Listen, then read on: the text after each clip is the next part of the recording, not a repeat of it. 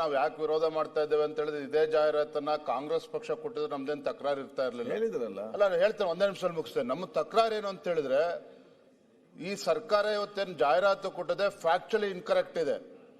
ಈ ಉದಾಹರಣೆಗೆ ಹೇಳೋದಾದ್ರೆ ಮನ್ರೇಗಾದಲ್ಲಿ ದೇಶದ ಎಲ್ಲ ಹಳ್ಳಿಗಳಲ್ಲೂ ಕೆಲಸ ಮಾಡಬಹುದಾಯಿತು, ಈಗ ಹೇಗೆ ಅಂತ ಬರ್ತದೆ. ಈಗ ಆಗಿಲ್ಲ. ಯಾವ ಹಳ್ಳಿಯಲ್ಲಿ ಏನ್ ಕೆಲಸ ಆಗಬೇಕು ಕೇಂದ್ರ ಸರ್ಕಾರ ನಿರ್ಧಾರ ಮಾಡ್ತದೆ.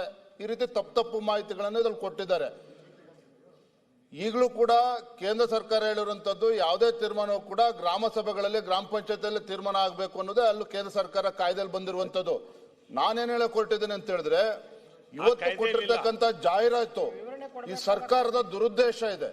ಇದು ಒಂದು ರೀತಿ ಅರಾಜಕತೆ ಸೃಷ್ಟಿ ಮಾಡ್ತಕ್ಕಂಥ ಒಂದು ಜಾಹೀರಾತು. ಇದು ಇವತ್ತು ಈ ರೀತಿ ಒಂದು ರೀತಿ ತಪ್ಪು ಸಂದೇಶವನ್ನು ಕೊಡ್ತಕ್ಕಂಥ ಜನರನ್ನ ಎತ್ತಿ ಕಟ್ಟುವಂತ ಕೆಲಸ ಇವತ್ತು ರಾಜ್ಯ ಸರ್ಕಾರ ಜನರ ತೆರಿಗೆ ಹಣದಿಂದ ಈ ರೀತಿ ಪೋಲ್ ಮಾಡಿ ಈ ರೀತಿ ಜಾಹೀರಾತನ್ನು ಕೊಟ್ಟಿರ್ತಕ್ಕಂಥದ್ದು ಅಕ್ಷಮ್ಯ ಅಪರಾಧ.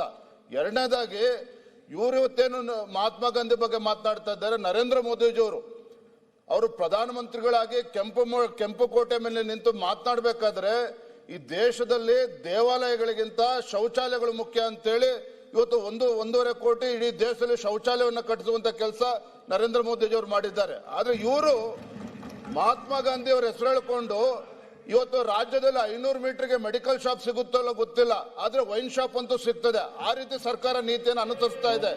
ಆದ್ರೆ ಈ ರೀತಿ ಸಭಾಧ್ಯಕ್ಷರೇ ಫ್ಯಾಕ್ಚುಲಿ ಇನ್ಕರೆಕ್ಟ್ ಇರ್ತಕ್ಕಂಥ ಟೆಕ್ನಿಕಲ್ ಅವ್ರು ಏನಿದೆ ವಾದ ಮಾಡ್ಲಿ, ಆದ್ರೆ ಫ್ಯಾಕ್ಚುಲಿ ಇನ್ಕರೆಕ್ಟ್ ಇರ್ತಕ್ಕಂಥ ತಪ್ಪು ಸಂದೇಶವನ್ನು ಕೊಡ್ತಕ್ಕಂಥ ಒಂದು ರೀತಿ ಅರಾಜಕತೆ ಸೃಷ್ಟಿ ಮಾಡ್ತಕ್ಕಂಥ ಈ ರೀತಿ ಜಾಹೀರಾತನ್ನ ರಾಜ್ಯ ಸರ್ಕಾರ ಕೊಡೋದಕ್ಕೆ ಅವಕಾಶ ಇಲ್ಲ. ದಯವಿಟ್ಟು ಇದಕ್ಕೆ ಅವಕಾಶನ ಕೊಡಬಾರ್ದು ತಾವು. ಮಾನ್ಯ ಮಂತ್ರಿಗಳು